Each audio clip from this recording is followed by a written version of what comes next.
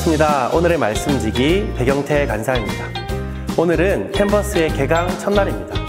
캔버스의 모든 크리스천 대학생 여러분, 이번 학기도 학업과 신앙에 주님의 풍성한 은혜가 있기를 축복합니다. 코로나 팬데믹으로 인해 여러 가지로 쉽지 않은 상황이지만 성령의 충만함으로 캔버스 복음화를 위해 헌신하는 여러분의 삶을 응원합니다.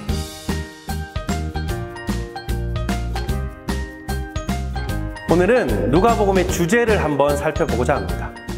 누가복음은 예수님께서 온 세상을 위한 구주가 되신 것과 그가 행하신 모든 사역이 사실상 유대 지역뿐만 아니라 온 세상을 위한 것임을 보여줍니다. 예수님 당시에 지중해 패권을 장악하고 있던 국가는 로마 제국이었습니다. 예수님이 사시던 팔레스타인 지역도 로마의 속국 상태에 있었는데요.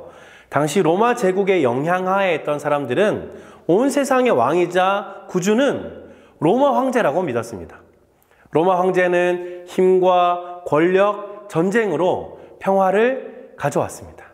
이름하여 팍스 로마나, 로마의 평화입니다. 로마 중심의 평화인 것이죠. 로마 황제는 로마 제국에 대항하는 민족이나 나라가 있으면 싹 쓸어버렸고 바다의 해적과 도적들도 다 잡아 죽였습니다. 그 결과 사람들은 안전하고 편하게 여행을 했고 교역이 발전했습니다. 그래서 모든 길은 로마로 통한다라는 말이 나온 것입니다.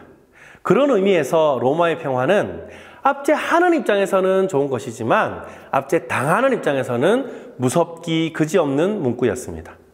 그래서 로마 제국 하에 있던 사람들은 로마 황제가 로마의 평화를 가져왔다, 질서를 가져왔다라고 찬양하고 노래한 것입니다. 이것이 황제의 복음입니다. 그러나 거대한 로마 제국에 비해 작고 작은 팔레스타인 지역의 한 나사렛 시골 청년을 통해 당시 세계관을 전복할 만한 혁명적이고 파격적인 소식이 들려왔습니다. 그것은 온 세상에 평화를 주실 수 있는 분은 로마 황제가 아니라 하나님의 아들 예수 그리스도라는 것입니다. 이것이 하나님의 복음입니다. 로마 황제의 복음과 하나님의 복음은 너무도 달랐습니다.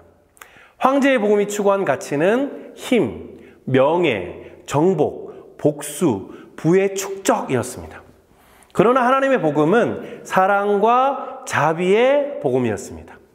진정으로 세상을 변화시키고 바꿀 수 있는 것은 힘이 아닌 사랑이었던 것입니다.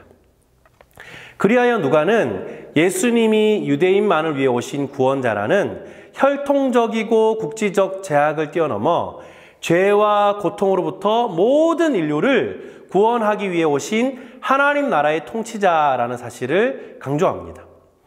예수님의 가르침은 그 하나님 나라의 삶의 원리이고 예수님의 치유는 죄와 사망의 증상인 질병과 귀신 들림에서 인간을 자유케 하는 사건이고 예수님의 죽음은 모든 인류가 사탄의 통치에 따른 대가를 단번에 지불하신 사건이고 예수님의 부활은 죄와 사탄의 가장 강력한 무기인 죽음을 이기시고 극복하신 승리의 사건인 것입니다. 사랑하는 여러분, 힘과 권력, 전쟁과 부의 축적으로는 결코 이 땅에 샬롬이 도래하지 않습니다.